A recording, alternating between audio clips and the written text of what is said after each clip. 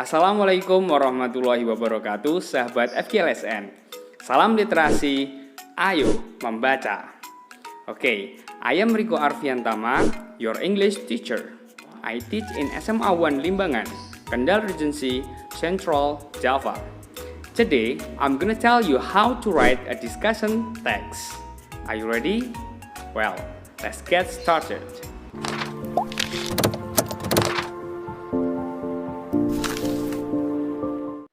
Sebelum kita membahas tentang bagaimana cara membuat sebuah discussion text, kita wajib tahu apa itu discussion text. Discussion text adalah sebuah teks yang membahas pro dan kontra. Ada yang setuju dan ada yang tidak setuju terhadap sebuah masalah, kontroversi, atau topik yang bisa dipilah atau dibagi menjadi dua atau lebih sudut pandang. Berikut ini adalah contoh-contoh text discussion. You shouldn't be given homework. Online learning. School uniform. Video games should be banned. Saat orang membuat atau menulis sebuah teks, pasti mereka punya tujuan dong. Dan apa tujuan dari discussion text ini?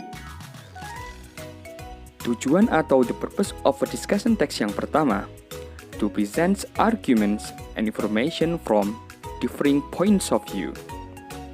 Dan yang kedua, to present at least 2 point of views about an issue or controversial topic. Dari kedua tujuan ini, kita dapat menyimpulkan bahwa tujuan text discussion adalah untuk menyampaikan sebuah masalah atau isu yang dilihat dari dua sudut pandang atau lebih.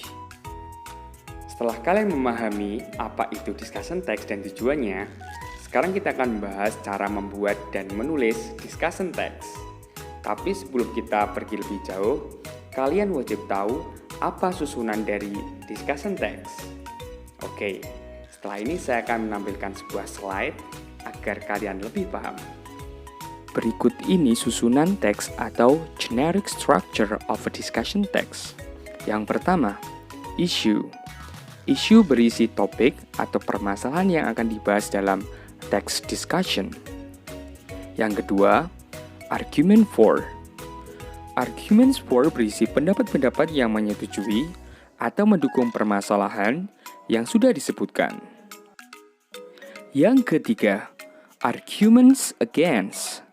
Berbeda dengan arguments for, arguments against merupakan paragraf yang berisi pendapat yang tidak menyetujui permasalahan yang sedang dibahas. Dan yang keempat atau yang terakhir, conclusion or recommendation.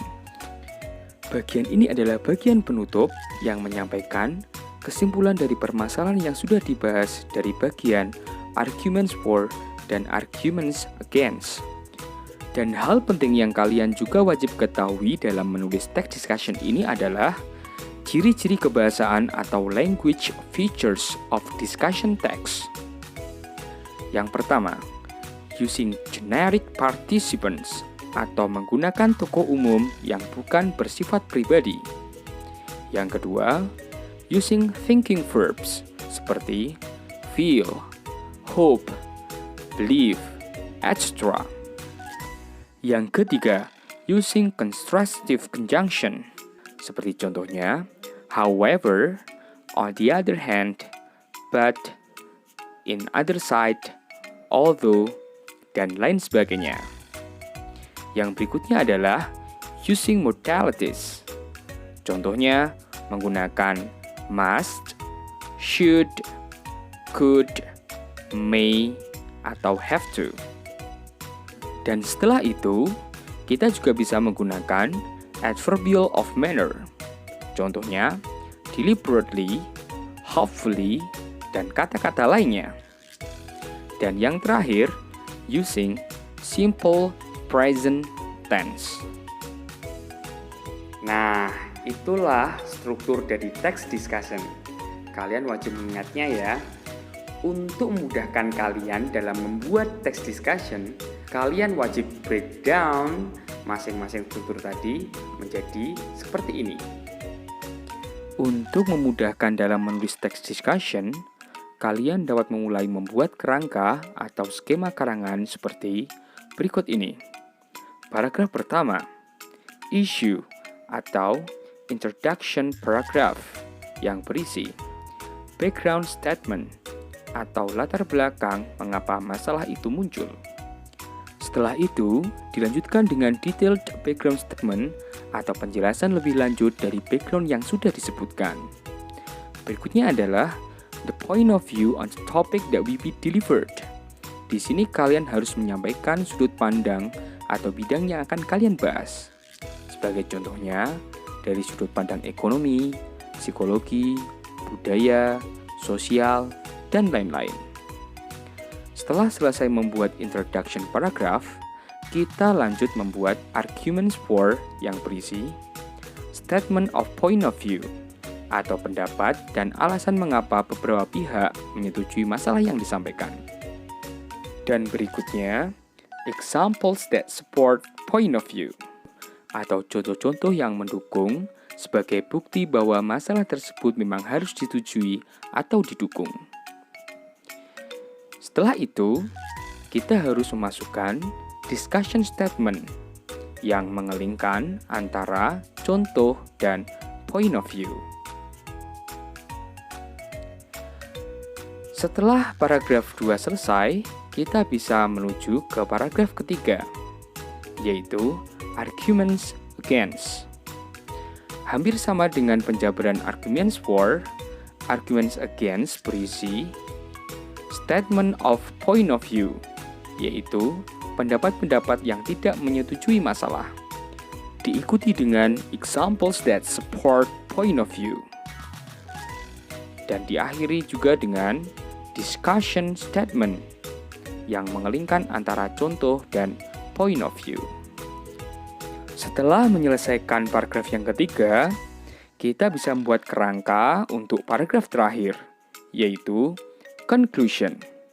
Di bagian ini, kita harus menyampaikan ringkasan atau summary of point of view, dan diikuti dengan statement of our point of view, atau pendapat penulis pribadi setelah membaca teks. Dan diakhiri dengan recommendation, atau saran yang relevan dengan masalah yang sudah dibahas.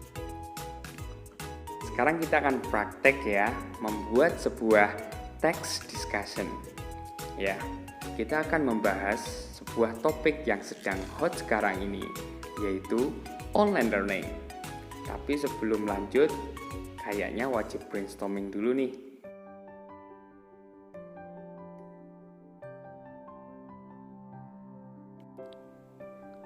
Dalam tahap brainstorming, kita bisa mencari ide atau poin-poin untuk mengisi kerangka paragraf dengan bantuan skema penulisan text discussion. Untuk paragraf pertama, yaitu issue, di bagian background statement, saya akan menyampaikan the COVID-19 pandemic, karena ini adalah latar belakang banyaknya digunakan online learning. Untuk detail background statement, saya akan menjabarkan bagaimana online learning dilakukan. Kemudian di bagian the point of view on the topic that will be delivered, beberapa sumber menyatakan bahwa banyak orang beranggapan online learning tidak berjalan efektif. Berikutnya, kita akan membahas bagian arguments for. Di statement of point of view, saya akan memberikan penjelasan bahwa online learning is not effective because teachers don't have full control. Sebagai example that support point of view, saya mengambil contoh siswa yang tidur, bermain games, menonton TV, atau bahkan keluar ketika melakukan online learning. Dan ditutup dengan discussion statement untuk menghubungkan contoh dan point of view-nya. Skema berikutnya adalah bagian argument against. Di statement of point of view ini, saya akan memberi penegasan terlebih dahulu bahwa online learning is effective because it can improve students' autonomy. Untuk examples that support point of view, saya akan fokus pada poin students can finish the assignments independently. Sebagai penutup paragraf, Kita buat discussion statement untuk menghubungkan contoh dan point of view-nya. Di skema yang terakhir adalah bagian conclusion. Untuk summary of point of view, saya akan menyampaikan tentang the effectiveness of online learning depends on students' attitude. Dan di statement of our point of view, saya akan menyampaikan bahwa online learning can give a lot of benefits if the students are responsible. Untuk penutupnya, saya akan memberikan rekomendasi yaitu kepada guru bahwa guru itu harus kreatif. Oke, setelah kita selesai brainstorming, ayo kita langsung susun teksnya ya. Dalam tahap menyusun teks, kita dapat memulai dengan membuat kalimat-kalimat atau making sentences dari ide atau poin-poin yang sudah kita dapatkan tadi. Setelah selesai membuat kalimat, kita dapat menyusun kalimat-kalimat tersebut menjadi sebuah paragraf dengan perhatikan penggunaan conjunction atau kata sambung, agar tulisan kita menjadi lebih padu. Kalian juga dapat menambahkan beberapa contoh atau informasi tambahan jika memang diperlukan.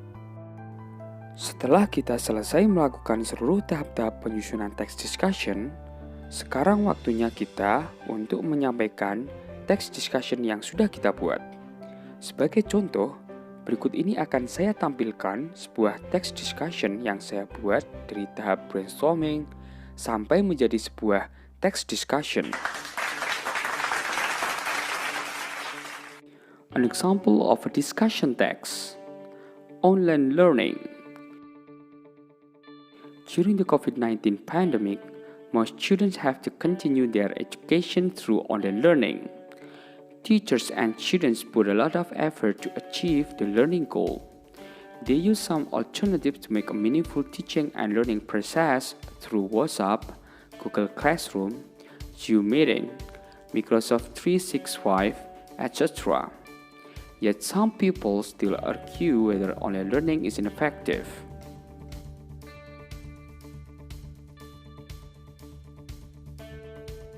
Some people believe that online learning is ineffective. Teachers should have direct control over the students in online learning, so it turns into some new problems. For example, some students get caught sleeping, playing games, watching TV, or going out when they are supposed to participate in online learning. It is different from face-to-face learning, when teachers can easily tell misbehaving students. From this point of view, online learning is still considered ineffective.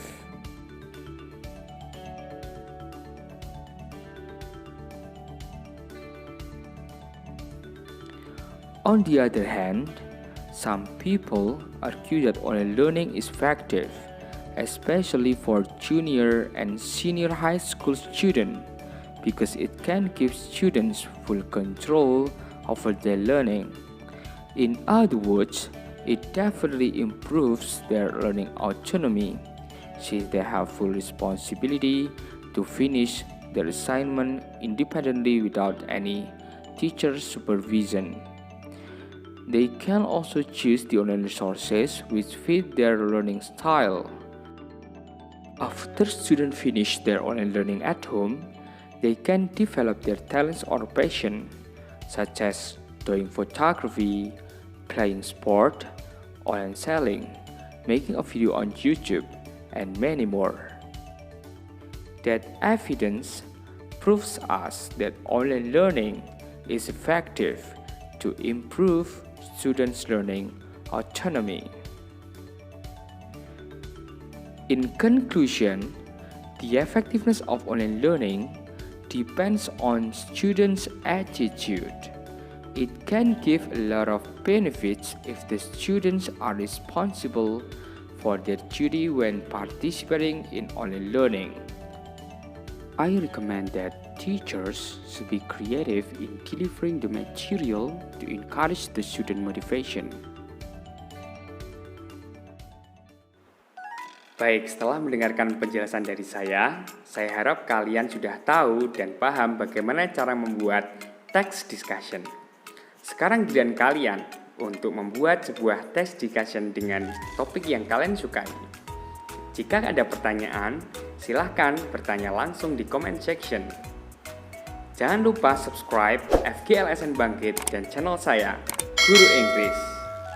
Oke, salam literasi, ayo membaca. Wassalamualaikum warahmatullahi wabarakatuh.